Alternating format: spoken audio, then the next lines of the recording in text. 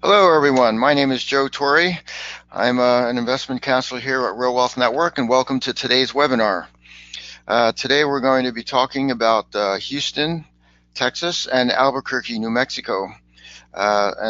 Houston's been with us for quite a while, but our affiliate there also has an operation in Albuquerque, and that's something we're just launching right now. So there's a lot of new information. So let's get started. There's a few things to go over first before we get started. Okay, for those of you in the Bay Area, you're welcome to attend our live events, which is coming up this Saturday, Sunday, and Monday, and followed by a holiday party. So on Saturday, we'll be at San Mateo at our usual location from 12 to 3, and there'll be a party afterwards, holiday party. And then the next day, we'll be in LA for 2 to 5, and then there'll be a holiday party right after that. And then on Monday in San Diego. And Kathy will be at all three events. It's kind of interesting to notice that the party gets shorter and shorter each day. The first day it's 3 hours, and then on Sunday it's 2 hours from 5 to 7, and then the third day it's 1 hour. I guess Kathy's pacing herself, getting partied out. So to register, just go to realwealthnetwork.com/live-events and register there, so we know how many people are coming and we know how much eggnog to order. All right, this is our usual disclaimer that the strategies mentioned in this presentation may not be appropriate for everyone. Other options not mentioned may be more suitable for your circumstances. Consult your accountant, tax advisor, or attorneys to discuss your specific situation. And as always, past performance is no guarantee of future results. Real estate purchases are subject to investment risks, including the loss of amounts invested. And while every effort is made to maintain accurate and current information, the possibility of errors and or updates always exists. So learn what you can from the webinar, and then do your own due diligence and decide from there.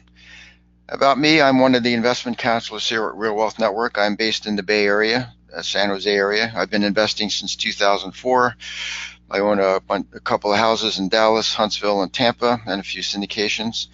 And I've been a full-time investment counselor with Real Wealth Network since 2016. Okay, our presenter has been, actually the company he works for has been in the real estate business for over 18 years. It's a family-run business. They've bought and sold over 1,000 properties in both the Houston and Albuquerque markets, and currently have over 1,000 under management in both markets combined.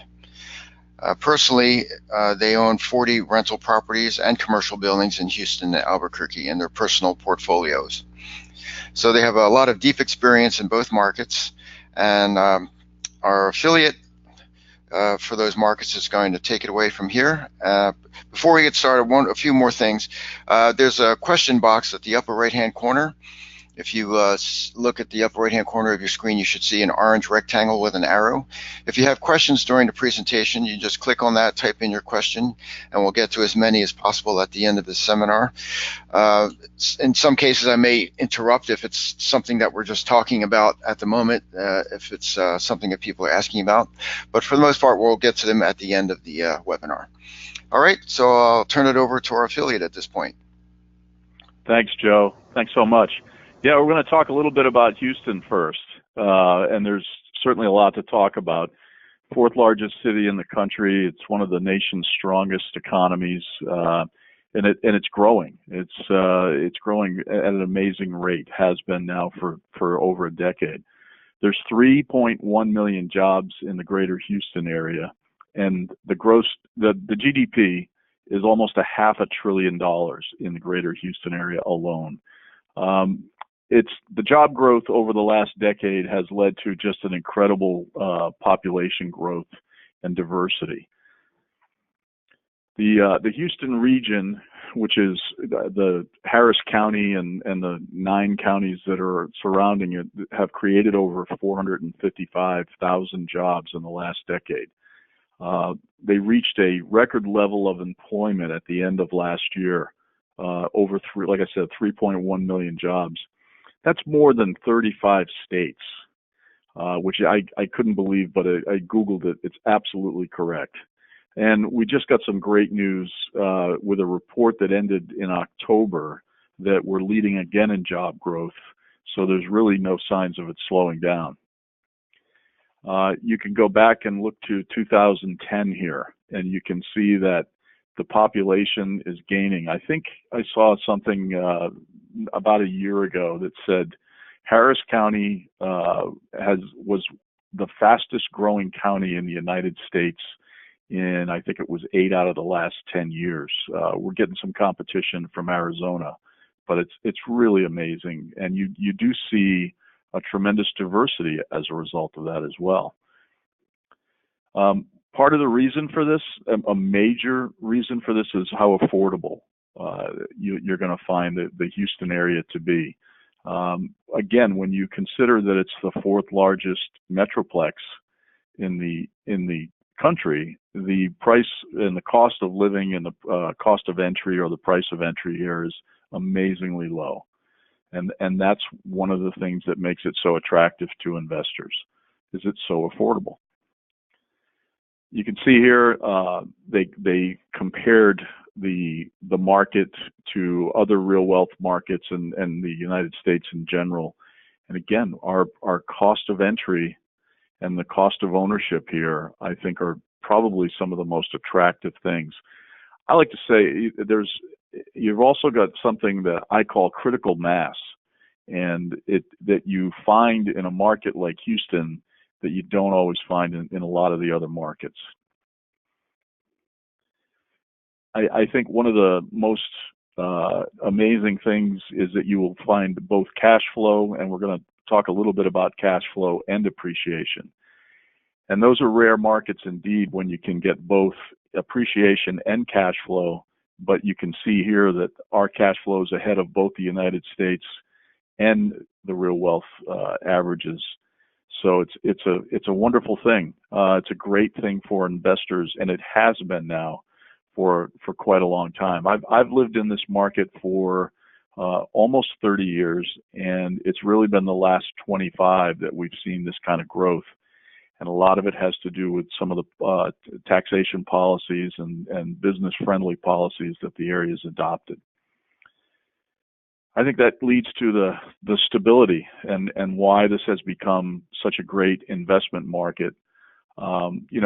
Houston area was known for its oil and gas economy, and they took great strides back in the middle 90s to diversify and bring other industries in here. And that is one of the things that has led to this growth and the stability that you see. Because the oil and gas industry is going to have its ups and downturns, but the other industries that have been brought in have so diversified our economy now that we're not just susceptible to what goes on in one particular sector anymore. I'm going to talk a little bit about Albuquerque. And actually, what's interesting is the owners of our company started their business in Albuquerque. They're both New Mexico natives that grew up there and went to college there. And they started their business in Albuquerque while they were still in college. So it's a very fun and unique story. But Albuquerque, if you're not familiar with it, is a great market. It's very stable, and it's also fairly large. I mean, it's almost 1 million people right now that live there. It's a great cost of living. It's 5% below the national average. A lot of people don't realize the major industries there are technology and defense. And we just had probably the most exciting thing that's happened is that Netflix recently announced that they're going to purchase and expand a studio in the Albuquerque area to produce a lot of their shows. And what came out of that was that they plan to generate $1 billion in spending over the next decade. So whenever a company can come into a market and throw that kind of weight around, where you're looking at $100 million a year over the next decade in spending, that's going to have a significant impact, positive impact on the market. Right now in the Albuquerque market, again, that's where the business for our company actually started. There's over 300 properties under management. We're fully staffed. We've got a full-time award-winning property management company over there. one of the things about it is that you see generally the same kind of returns on your investment in Albuquerque that you would see in Houston. And I think that was one of the things a lot of people didn't really either grasp or weren't realizing that you can have great returns in Albuquerque just like you do in Houston. Right now we're offering rehab properties, and that's probably what you're going to see us doing in the Albuquerque market. Again, it's kind of the bread and butter. It's where the owners of our company got started and what they learned on. And the other thing that I would say about Albuquerque, which is actually different than the Houston market, but the climate. I've had conversations with our owners who came from there, and people don't realize it's the high desert. And so you don't have a lot of storms that you have to worry about. You don't get hurricanes, typhoons, earthquakes. It's just very benign, which for an investor with a rental property is really a good thing, something you're looking for. Again, it's a market that's seeing very steady growth. If you ever get a chance to visit New Mexico, you should really take advantage of that and go, because it's a beautiful place. It's called the Land of Enchantment. It's on the license plates, and it's a beautiful place. Again, we were talking about affordability, and you're still seeing a very affordable metro in Albuquerque. It's certainly below, as we said, the United States average. And so you're looking at an affordable marketing area with a great return on investment, something that is near and dear to every investor's heart. This is just another linear graph of it, and it kind of puts it on from 2012. So we're looking at the last 6 years here. Really, it's a nice steady market that'll give you a great return on your investment. Cash flow is something we were talking about in Houston, and we see the same exact type of numbers when we're talking about Albuquerque. And I think that was one of the reasons why the owners gravitated from New Mexico to Houston. Was there were a lot of similarities in the way the business was done, the way the market ran, and it was just that Houston was such a large market that they saw a greater opportunity to grow their business here. But we've maintained and grown the business in Albuquerque at the same time. You're seeing a lot of stability. Again, it's a very diverse economy. The other thing that I'll mention about Albuquerque is that there's actually there's some boundaries there. You've got on two sides of you've got mountain ranges, and this goes to the amount of availability of land. There's really only one way for the city of Albuquerque to expand, because you've got mountain ranges on two sides, and then you've got an Indian reservation on the other side. So that limit actually helps the value of the land there as well. A little bit more about our business. I think we touched on this earlier, but we've been in business for over 18 years, bought and sold over 1,000 homes. We're averaging 10 to 12 acquired properties per month. We're trying to grow that. We get the properties from a variety of ways. We do foreclosures, pre-foreclosures. We buy from wholesalers, quite a bit of direct mail. And we're also, we've been purchasing a lot of lots, infield lots, and building new construction properties. When we rehab the properties, we're looking for properties that really only need cosmetic repairs. And in the Houston area, these are typically houses that were built either in the 1975 to 85 era, or again, and then you saw a real downturn in the economy. And then it picked back up again at the new millennium, and we've started to see some properties become available in the 2009. So in 2017 here in Houston, we started doing some new construction properties as well. We started building 3 two-car garage, single family. And then in 2018, this year, we started building some duplexes. Been a very interesting learning experience. There was tremendous demand for them, and it's grown into be a pretty significant part of our business. One of the things that we call this our promise on new construction, it's basically a bumper-to-bumper warranty. On the rehabbed properties, what we're looking at is anything that we touch in the scope of renovations. And these are properties that are, again, in need of cosmetic repairs, but it can also include the HVAC. It can, almost every house we do gets a new water heater. A lot of them get new kitchens, which includes all the appliances, and a lot of them get new baths. So that's all listed on the scope of renovations, and you basically get a 12-month maintenance warranty on any of the work that we've done. Another thing that we like to do is on the rehab properties especially is we encourage you to use our preferred lenders. A little bit about buying properties with leverage, particularly rehab properties, is you need to be certain that you're working with a lender who has experience in that genre, because we've had a lot of people that have come to us with some fairly large banks, and I'm talking Wells Fargo, B of A, and when we get to the point where we were ready to close, the banks found out that we weren't on title for very long, and the term that they use is called title seasoning. So they like to see, some banks require 6 months title seasoning, others were requiring 90, but we buy a property and we rehab it, and we can turn it over and put a renter in it and sell it to you a lot of times in less than 90 days. That's when things are working and everything's hitting on all cylinders. So I want to talk a little bit about our values, and we think it's really smart to invest where jobs are strong and the economy is diversified. And we're blessed with that in both Albuquerque and in Houston. We think it's important that you should have cash flow, because that's what keeps the engine running. That's what keeps everything working.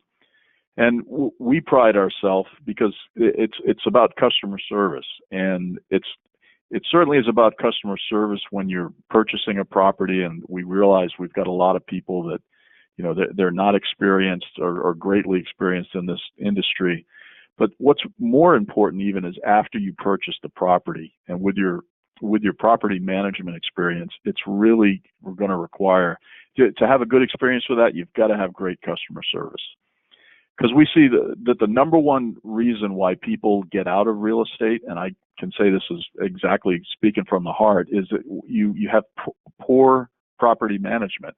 My initial foray into this was a self-management one, and it didn't go well. So we are big advocates of using professional property management. We've got an award-winning property management company under the same roof here, run by the same people. And we think that's vitally important to your success as an investor. You get itemized reports that detail everything, the rents, expenses, and repairs.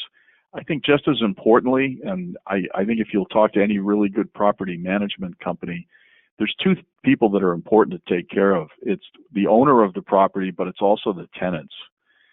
If you get a lot of tenant complaints about a property management company, you're going to have turnover, and that's going to really hurt your investment and your return. So it's important to properly screen the tenants. It reduces turnover, evictions, and other problems as well.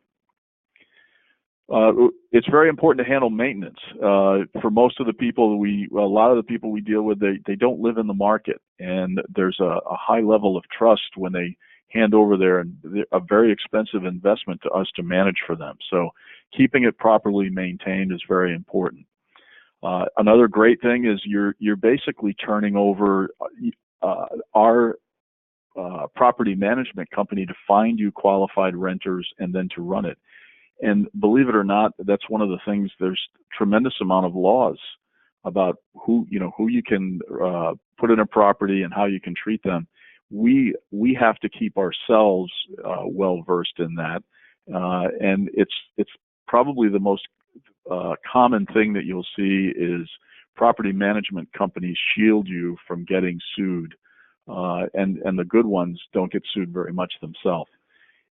That's one of the reasons why everybody recommends it's very important to have professional property management, because you can be a great passive investor when you have great property management. We're one of the top franchise. We're in a nationwide organization, and we are a franchise in both Houston and Albuquerque. And in 2017, we were one of the top franchises. Very difficult award to win, and we won it, and we're very proud of that. It was all based on customer service and being focused on that and communicating well with both owners and tenants. I think what you'll see is there's a high degree of professionalism that's expected here, demanded here, and we're very systemized. So I think that's something that you should look for, and regardless of the market that you're going to invest in, is you want to have a very professional, buttoned-up property management company with a lot of great systems. We use a lot of technology, and we're always looking at more and better. We use Appfolio, which is a state-of-the-art property management software system. We have resources that are positioned both at the tenants and the owners, and that's really the mark of a great property management company, because we're in the middle. We're managing your investment for you, but we're also taking care of the tenant, and they definitely are going to have needs. I'll give you some great examples when we've had some natural disasters hit here. In 2017, we had a storm that went through called Harvey, and it left a record amount of rainfall, and we had some flooding. Well, it was an all hands on deck experience for everybody here, and I think it was one of the reasons why we did so well in the President's Circle last year. Was we really rose to that occasion. I think the final thing, the local and national market awareness and data to stay ahead of changes, that's very important as well. You want to make sure that your property management company is on the leading side of what's going on in the business and not necessarily following. We have 1,000 homes between Houston and Albuquerque that are under management. Our average tenant stays for almost 2.5 years. Pretty normal. It's a family of 4. It'd be a couple with 2 children. And right now our vacancy rate's a little less than 4%, which is very good. I think another thing to look at is, and leads to this low vacancy rate, is our management fees are based on collected rent. So we have a tiered system, and we work on collected rent. For those, simply stated, what that means is if you're collecting rent, you're making money, and so are we. If you're not collecting rent, if your house is vacant, you're not making money, and neither are we. Those are good things to know about a property management company in any market you go to. Here's a sample property. This is a new construction property that we've done, and it's available now in Houston, Texas. This property is actually located over in Crosby, which is just on the other side of Lake Houston from the big airport, if you've ever flown into the Bush Airport. This is pretty typical. The numbers are, it's $175,000 to purchase it. You're looking at, let me go down here to the rental income. This rents for $1,475. One of the other things that we've seen is that our new construction properties have rented amazingly fast, which is kind of intuitive if you think about it. Everybody wants to live in a brand new home. So it didn't really matter what time of the year we were finishing these up and getting them rent ready, whether it was, in the summertime when it's real easy to rent a property, or even now during the holidays. It seems like the new construction properties have rented really, really well. And here's the numbers. I mean, you can see that cash flow. What's not on here, and I've heard back because we've been doing business with real wealth clients for a long time, is the appreciation has been here as well. You did see that in the earlier slides about the economy growing and the jobs growing, and that means there's always going to be a very steady inflow of people that are wanting to rent these types of properties. This is a rehab property. This property is actually located in Baytown, and in Baytown, I can tell you a little bit about that. It's a big petrochemical and refining area. In fact, it's one of the largest in the world. And it's also one that has seen tremendous growth over the last few years. And the interesting thing about Baytown is that it's very under inventoried. Because they've seen so much growth over there, there's a real shortage of quality available housing. So here's an opportunity for $142,000 with a rental income of $1,300 a month for you to cash flow almost $200 a month on a property that is very easy to rent in a growing market. And the Baytown market is great. I've got actually a couple of houses there right now. This is the other one. And so for $136,000, again, $1,250 in rent, very similar, and a little better cash flow. It's a little over $200 a month. And these are going to be, we're in the process of rehabbing these right now, and with the shortage of inventory that's going on over there, we won't have any problem renting them at all. Here's an Albuquerque example, and this is a $150,000 home. Your rental income there on this is almost $1,200 a month, and you're looking again at greater than $200 a month cash flow, almost $220 on this. On a great, one of the things you'll find about Albuquerque is that your insurance rates are going to be much lower because you just don't have the kind of weather issues there that you have in a lot of other markets. Here's another Albuquerque example. Great little property here. $120,000, rents for $1,000. You're getting, again, really close to that $200 a month cash flow here. And this is a property that has just been a workhorse. It's a great rental property. It went through its rehab. It rented very quickly, and this is available right now. Here's another one that we just put on board here. Little higher price point, but $149, still very affordable. Rental income on this is $1,175. You're looking at $210 a month cash flow on this. And again, great area, very diversified economy, plenty of renters here, and an award-winning property management company. So I guess we turn it over to questions, and we'll turn it over to Joe. All right, great. Thanks for that presentation. It's very informative. I guess the first question is, since you guys been in Albuquerque since day one, why have you never promoted it in Real Wealth Network until now? That's a good question, Joe. And I think really because when the owners came here to Houston, there was so much opportunity. And I won't say that Albuquerque was put on the back burner, because it really wasn't. We've had a great infrastructure there. Obviously with family and support. But when it came to the trying to grow and really focus on it, I think Houston really, because of its size and the complexity of the market. I'll give you an example. For instance, all of our initiatives, like new home construction, duplexes and things like that, they're being done here in Houston. But we're still, because we've been doing business in Albuquerque for so long and we're so well known there, we continue to grow that market. And the property management company there is awesome. They're fully staffed. It's its own independent full staff over there. Okay. All right, more questions. Todd wants to know, are the buyer, rehabber, and property management company all the same entity?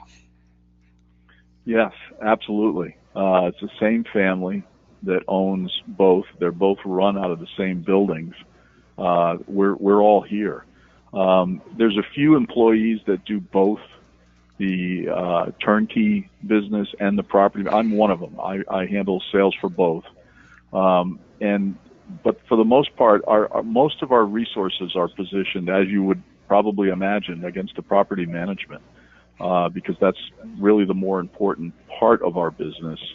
Long after the sale of the home is made, you're interested in who's managing your property and how that's being run for you.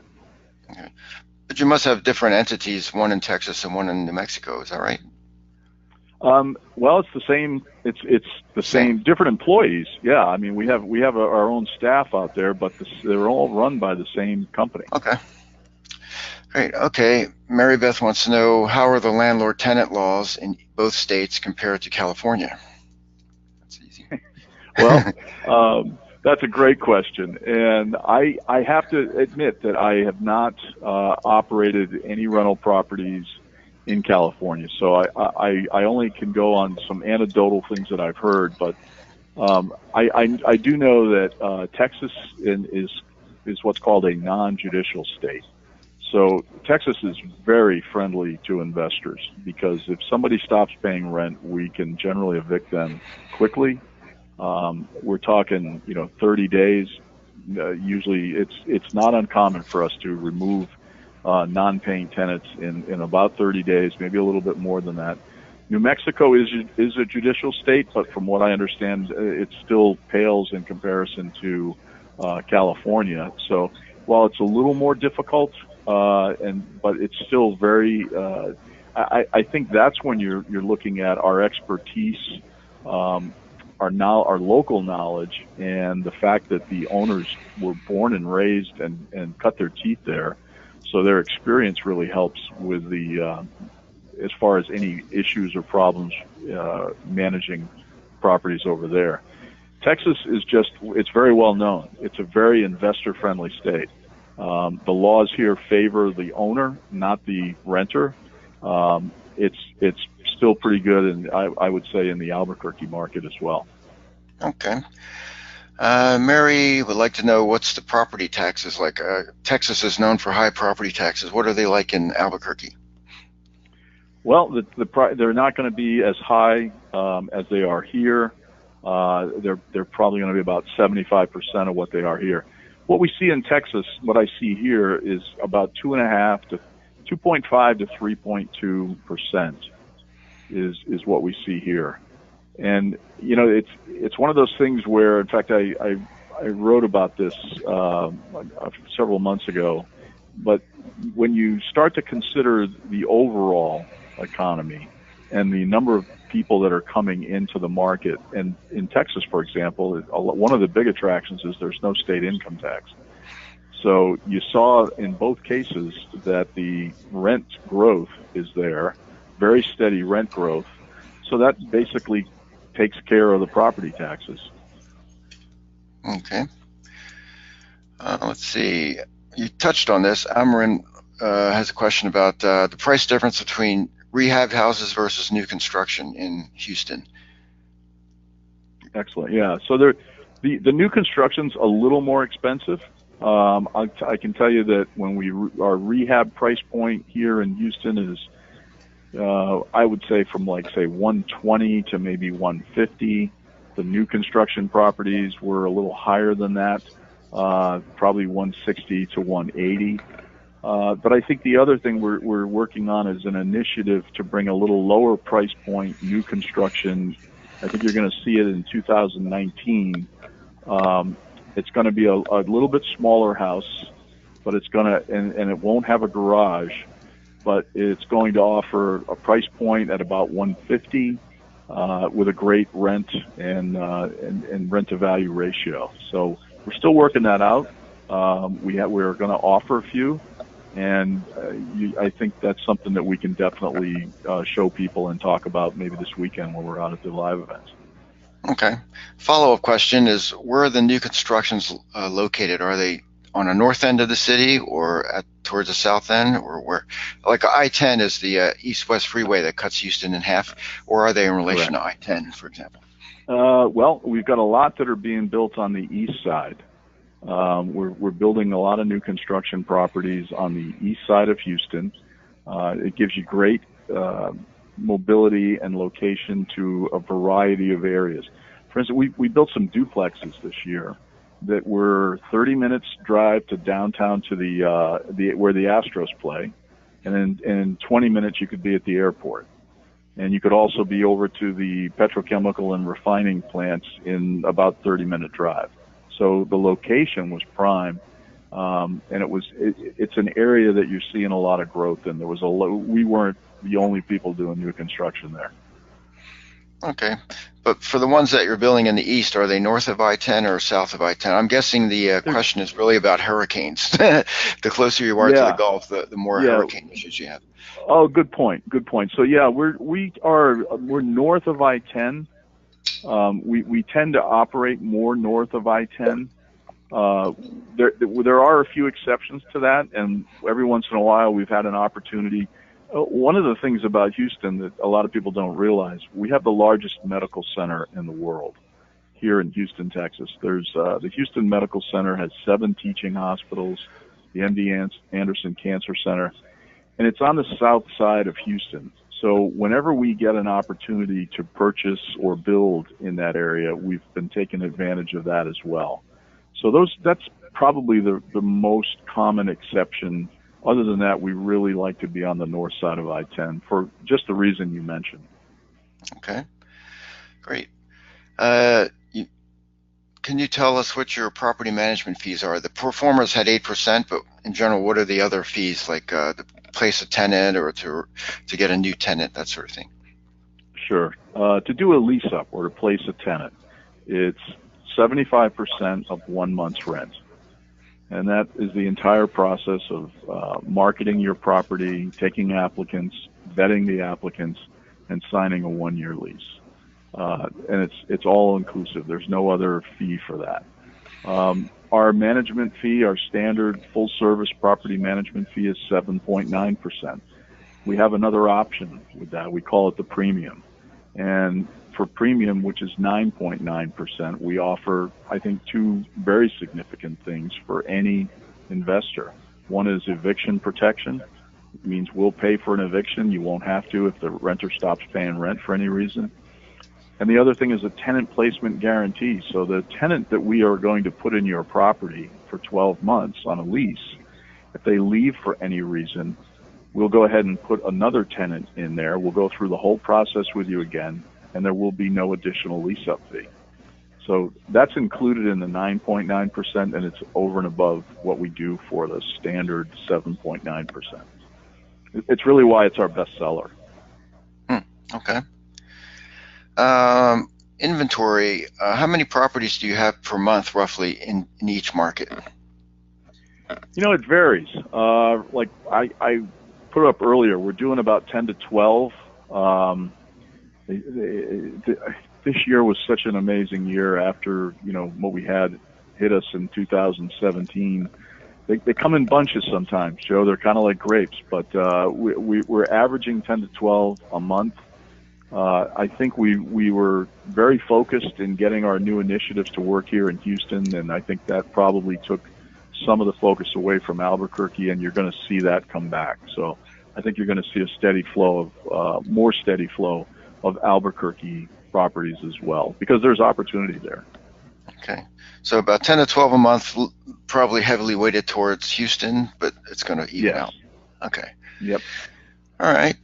Betty would like to know that for each market, what is the normal amount of time it takes to get a property rented? Wow, that's that's a simple question, and there's not a simple answer, unfortunately. For us, I could say that if we looked at our average, it's 2 weeks is pretty standard. But it depends. This is right now one of the most challenging times of the year for property management companies to find renters. And the reason is really nobody's moving at this time of the year. Everybody's thinking about the holidays and Thanksgiving and Christmas and all that, and then it picks right back up again. But on average, it takes us a couple of weeks to find a property. Again, I think when you're talking to property management companies, it's really important to see how their fees are structured. Our fees are structured in such a way that we're highly motivated to get your property rented, because when it's vacant and not collecting rent, we're not making any money. Okay. I think I can answer this one. Are the calculations based on 30 years or 15 years? It's 30-year fixed. Correct. At 5.25% with 20% down. That's pretty much standard throughout the network. All of our pro formas are that way, so we can compare one market to the other. How do you handle damage caused by pets or kids? Okay, kids, too bad. Here, I mean, that's a damage. If it's a pet, we collect an additional pet deposit. Right now, our policy is a $300 pet deposit, half of which is non-refundable. Okay.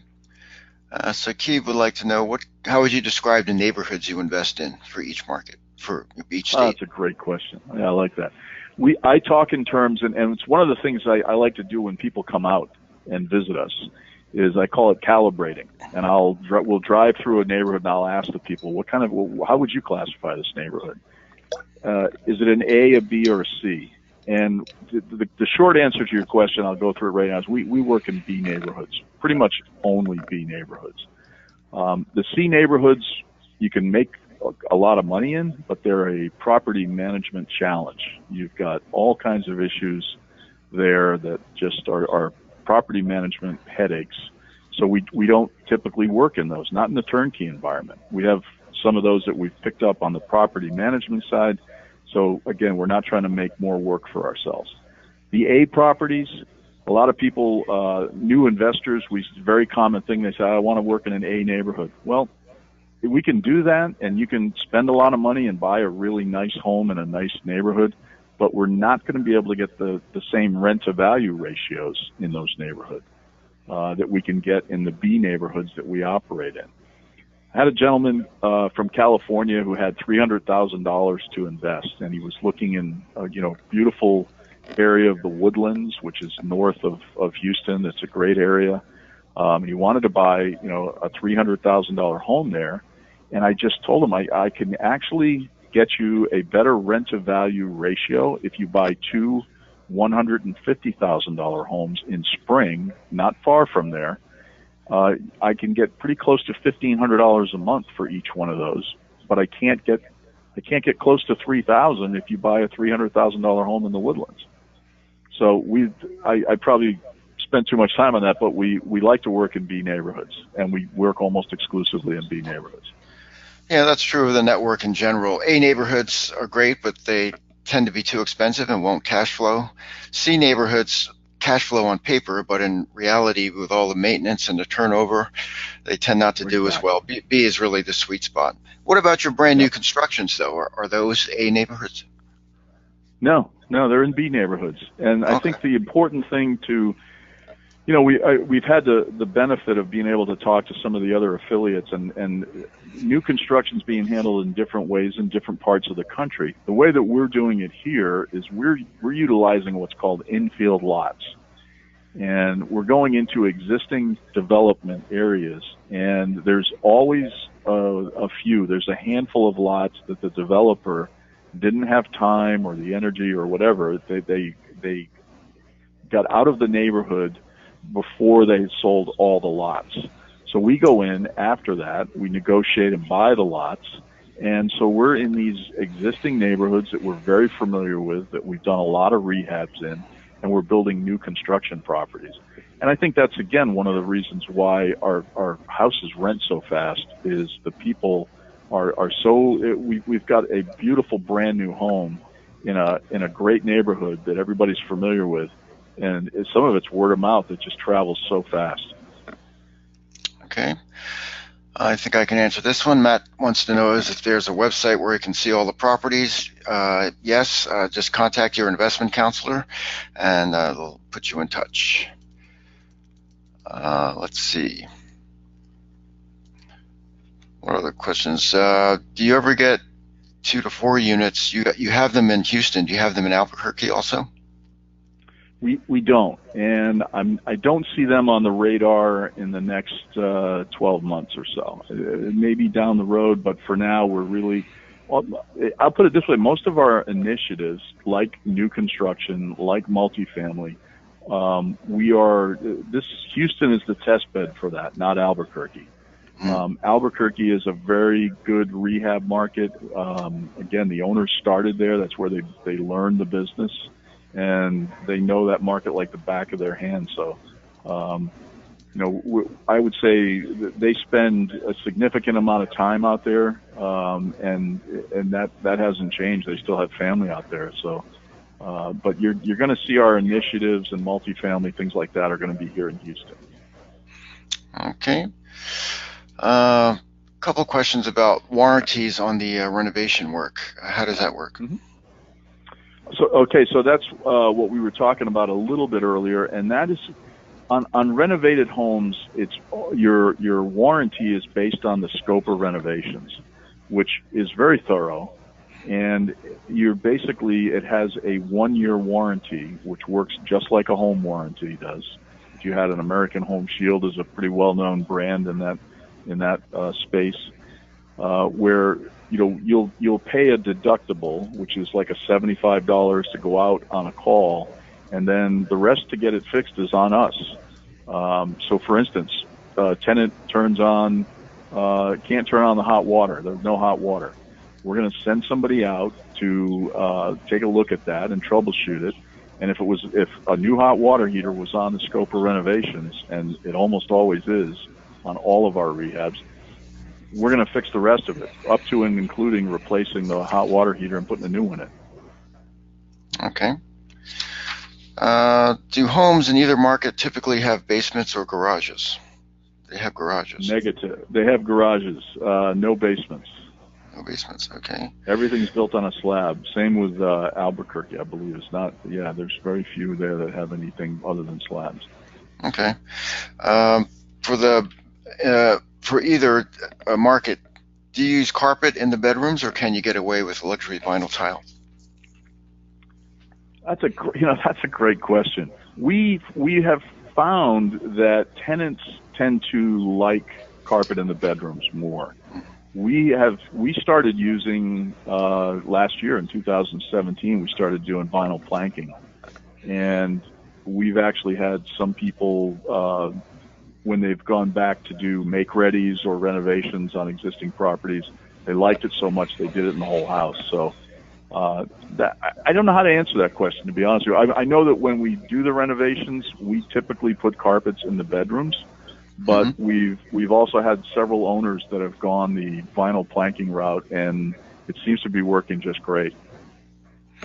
Yeah, typically you can get away with it in warmer climates, but in cold climates like Chicago, you got to have carpet, in the bedrooms. Yeah. People won't rent them.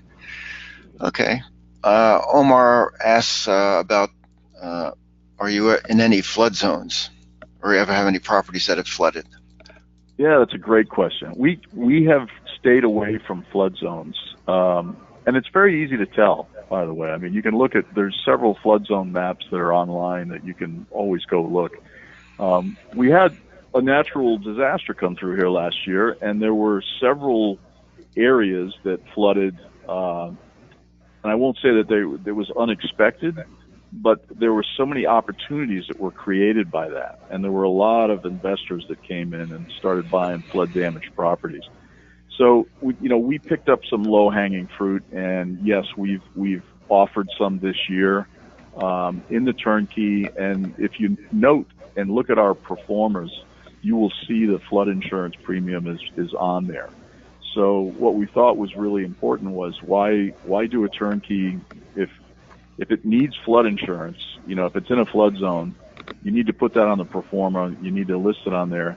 And if it's on there and you can still cash flow, it's good investment, because we're very familiar with and taking care of flood damage, because we've done it on the property management side for so many of our clients that we manage their properties for. Okay. I'm guessing it's not an issue in Albuquerque? No. Okay. What's your opinion on Section 8? What % of your tenants are Section 8? Wow, that's great. Well, I don't know the answer to that. I don't know what percentage we are with Section 8, but I can tell you that the way that we feel about it is it's never our first option. Okay, it's never our go-to unless we get in a situation where we're having difficulty renting a property. Then we've exhausted the traditional methods of finding and marketing the property. Then we'll turn to Section 8. And then, very honestly, what we have found about that is that Section 8 tends to be a very coveted program. The people that are on that program, they have to go through they have to jump through a lot of hoops to get into that program. And if they do any damage to the house or trash the house in any way, they're going to lose that. And so, because it's so coveted, we find the people, I can't say that they don't take care of the houses, because that's not what we find at all. We find they're probably as good at taking care of the houses as the general tenant population. Okay. And the owner can say, I don't want Section 8 or I do want Section 8 too, right? Correct.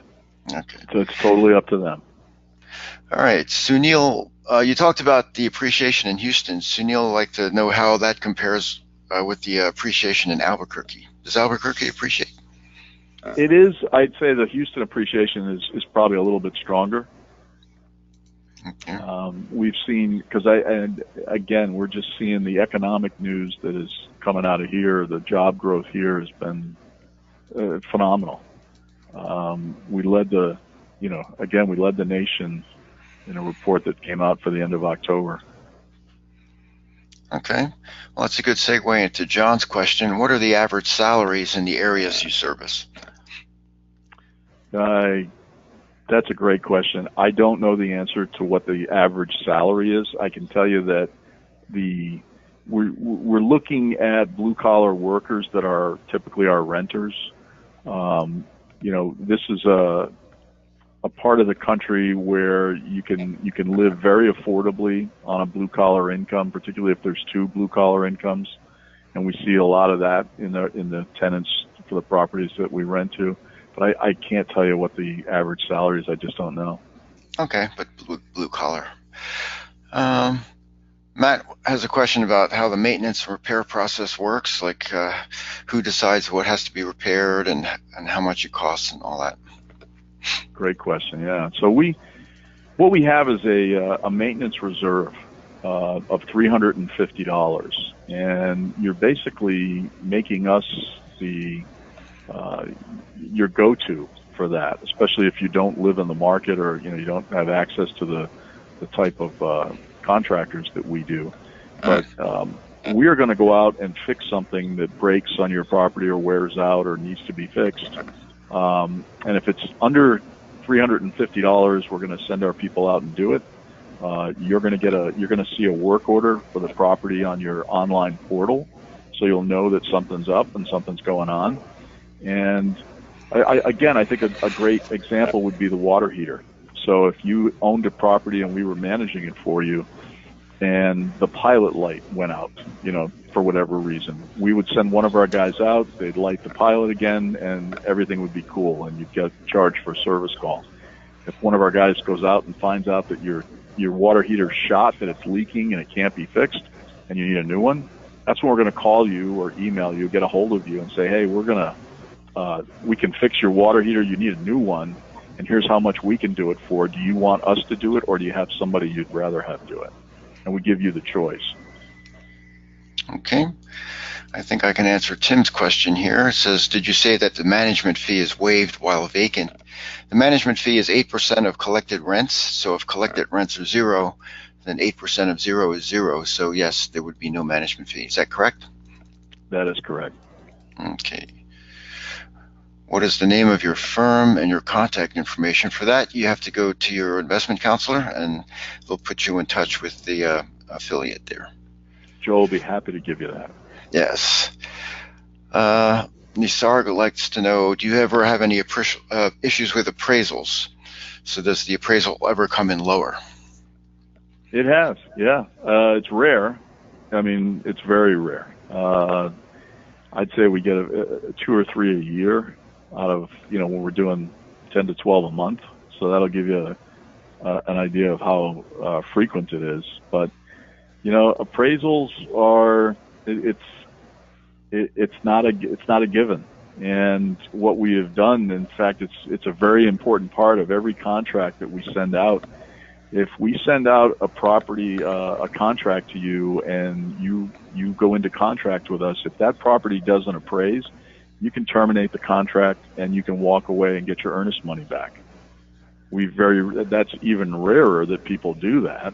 Even when there's a bad appraisal, we've had people not do that. But it's very important. I think it speaks to the integrity of the owners that they're willing to do that. There's 2 important outs in every contract that we send out. One is you can terminate the contract and get your earnest money back if the property doesn't appraise.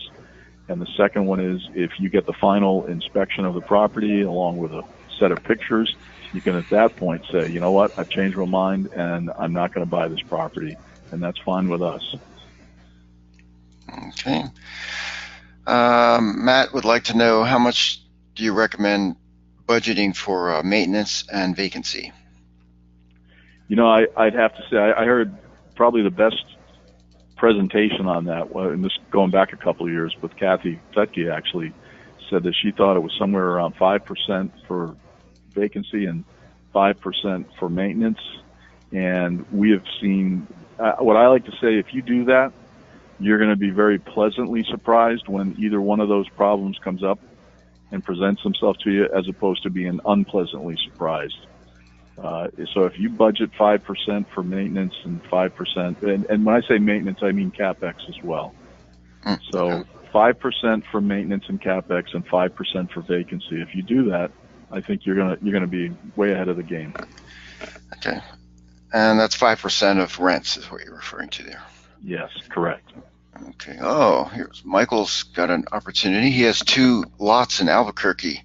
Would you build a house and manage the property if it fits with your business model? Well, again, we would renovate, but and if those were in Houston, I'd say we might want to talk to you about that. But we're not doing new construction in Albuquerque currently, so I don't think that'd be a good fit right now. Okay. All right, we're running out of time here, so could you advance to the next slide? Sure. All right, so just a reminder for everyone on the call, especially those who will be on the West Coast this weekend, you can meet with our affiliate in person and get your questions answered at San Mateo on Saturday, LA on Sunday, and San Diego on Monday, and followed by a holiday party. And then next slide. Some of the questions that came in was, what are the next steps, or if I'm interested in buying a property, who do I talk to? So just speak to your investment counselor. It's either me, Aristotle in LA, or Ben, who's in Florida. If you don't have an investment counselor, you can sign up and get one for free. Just go to realwealthnetwork.com/connect, and you'll get to a page there, and you can sign up. It's a free the first step is a free strategy session to see what you're trying to accomplish and how the properties you've seen here today would fit into your overall strategy. And then we'll put you in touch with the affiliate, and then you can take it from there. Or you can either go to hello@realwealthnetwork.com or dial the number you see there, 888-796-3896. We just did an upgrade on our website, so just in case that link doesn't work, you can, as a backup, call that 800 number and be put in touch with an investment counselor. If we didn't get to your question today, just contact your investment counselor for more information. The webinar will be posted on our website by close of business tomorrow under Learn and Recent Webinars. Thanks again for attending our event, and I hope you found it worthwhile, and enjoy the rest of your day. Goodbye.